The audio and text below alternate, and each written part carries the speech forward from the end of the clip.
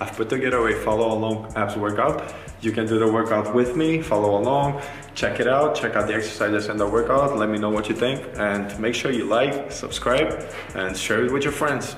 Peace out. So what we will do today is 9 exercises. Every exercise will target different parts of the abdominals. We'll work for 25 seconds, 50-second rest between the exercises, and 1 minute rest between the sets for 3 sets. Also, there will be a time panel in the bottom left corner where you can see how much you got left from the exercise. So let's give it a try. Let's go kill it.